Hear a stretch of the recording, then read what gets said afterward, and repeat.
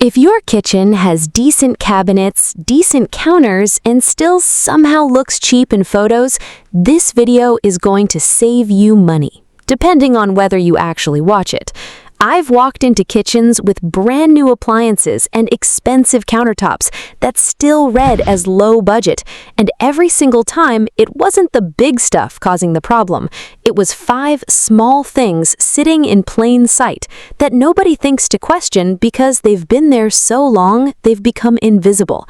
One of them isn't even a thing. It's a habit involving objects you already own, and it's the one that makes the single biggest difference on this entire list.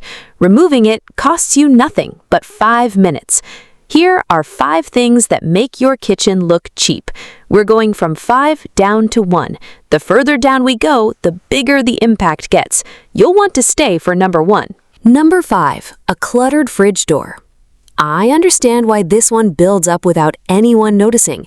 Every magnet, coupon, school flyer, and takeout menu lands on the fridge because it's the most visible surface in the room, and each individual piece of paper feels harmless on its own. But here's the real problem with a fully covered fridge door. A fridge covered edge to edge in magnets and paper is one of the fastest visual signals of a lived-in kitchen versus a designed one. Not because any single item looks bad, but because the cumulative clutter removes the one large clean surface most kitchens have. Here's what nobody tells you. It's not any one magnet that's the problem. It's that nothing on that door has been looked at in 6 months. I worked in a kitchen where the fridge door was covered in roughly 30 magnets, photos, and papers, some clearly years old. We removed everything except 3 photos and 1 calendar, all grouped in the upper corner instead of spread across the whole door. The homeowner said the kitchen felt bigger instantly. Nothing about the fridge itself changed. Here's what to do instead. Take everything off the fridge door, then bring back no more than 4 to 6 items, grouped in one corner rather than spread across the whole surface. Anything you haven't looked at in the last month can go in a drawer instead. Total cost? $0. But a clean fridge door only matters if the sink area next to it isn't doing the same thing. Number 4 is where that usually happens. Number 4. Dish soap and sponges left out in their original packaging. I get why this feels unavoidable. You use dish soap several times a day, so it makes sense to leave the bottle right where you can reach it, and the sponge needs to dry somewhere between uses. But here's the real problem with leaving them in their original form. A plastic dish soap bottle in bright branded packaging sitting next to a visible sponge is one of the most common reasons an otherwise nice sink area still looks like a rental. The branding and the wet sponge both read as unstyled, even when the sink and faucet themselves are expensive. I worked in a kitchen with a brand new matte black faucet and stone counters, undermined entirely by a bright green dish soap bottle and a visible yellow sponge sitting right next to it. We poured the same soap into a plain ceramic dispenser and moved the sponge into a small tray behind the faucet, out of the direct sightline. The homeowners said the sink area finally matched the rest of the kitchen. Same soap, same sponge, different container. Here's what to do instead. Decant your dish soap into a plain ceramic or glass pump dispenser and keep your sponge in a small tray or holder tucked behind the faucet, rather than sitting loose on the counter edge. A basic ceramic soap dispenser typically runs $10 to $18. A ceramic dish soap dispenser with a stainless pump usually runs about $12 to $18 and refills from any bottle you already have. I'll link an option in the description. Number 3 is sitting on almost every counter and nobody questions why it's still out. Number 3, a plastic dish rack left out permanently. I understand why this one stays put. Dishes need to dry somewhere, the rack is already there, and moving it after every use feels like an extra step nobody has time for. But here's the real problem with a permanent plastic dish rack. A plastic dish rack, left out full-time next to the sink, is one of the single fastest ways a counter reads as cheap, because it signals ongoing mess rather than a finished space, even in a kitchen where every other surface is otherwise clear. I worked in a kitchen with an expensive quartz counter, undercut entirely by a large plastic dish rack that stayed out permanently, full of dishes at all hours. We switched to a slim, foldable dish rack that gets put away in a lower cabinet after each use and left the counter clear the rest of the time. The homeowner said it was the single biggest visual change in the kitchen, bigger than the counters themselves. Here's what to do instead.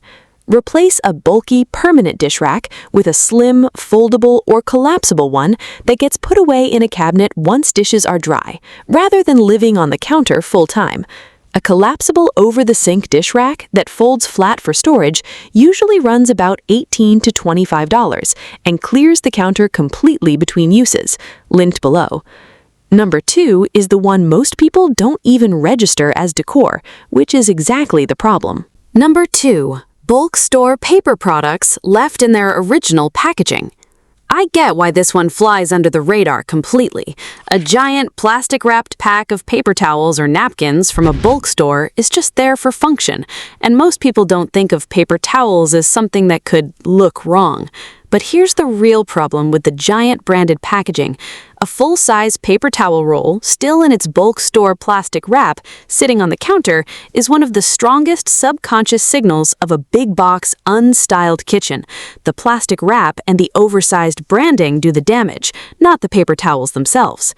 I worked in a kitchen with an otherwise clean, neutral color palette broken up by a giant bulk store roll of paper towels still half-wrapped in plastic sitting on the counter. We moved a single roll onto a simple wood or metal paper towel holder and stored the rest of the bulk pack in a cabinet or pantry.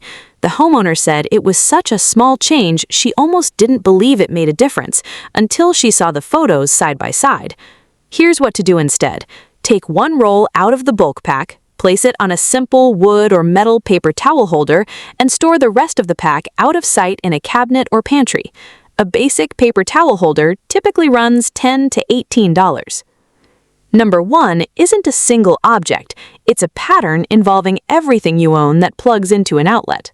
Number 1. Every small appliance out on the counter at once. This is the one I teased at the start, the move that costs nothing that every designer who's photographed a kitchen already knows and that almost nobody actually does, because every appliance on the counter feels like it's just being used, not cluttering the space. I understand why this happens. A toaster, a coffee maker, a blender, an air fryer, and a stand mixer all get used regularly enough that leaving them out feels efficient, and putting them away feels like extra work every single day. But here's the real problem with leaving all of them out at once. The single biggest visual marker separating an expensive-looking kitchen from a cheap-looking one is visible, clear counter space. High-end kitchens typically show most of the counter empty with only 1 or 2 appliances in view at a time. A counter lined with 5 or 6 appliances is one of the fastest subconscious signals of a lower-budget kitchen, regardless of what the appliances or the cabinets actually cost. I worked in a kitchen with a genuinely expensive renovation, stone counters, custom cabinets, completely undercut by a counter lined with a toaster, a coffee maker, a blender, an air fryer, and a stand mixer all in a row. We kept only the coffee maker out since it was used daily and moved everything else into a lower cabinet with pull-out shelves. The homeowner said the kitchen looked like a different renovation. Nothing structural changed, and the appliances were still just as accessible one cabinet away. Here's what to do instead. Walk your counters and identify anything used less than once a day. Move it into a cabinet, a pantry, or an appliance garage, and keep out only the 1 or 2 items you genuinely use every single day. Total cost? $0. If your kitchen has 1 or more of these right now, that's completely normal. Almost every kitchen does. 3 of these have a fix under $25, and the 2 that matter most cost nothing at all. The kitchens that look expensive aren't necessarily the ones with the newest appliances or the priciest counters. They're the ones where less is sitting out, and what's left out was actually chosen, not just accumulated. Which of these 5 are you removing first? Drop it in the comments. I read every single one. If you want more small changes that make a big difference, subscribe. There's a lot more of this coming. Thanks for watching. I'll see you in the next one.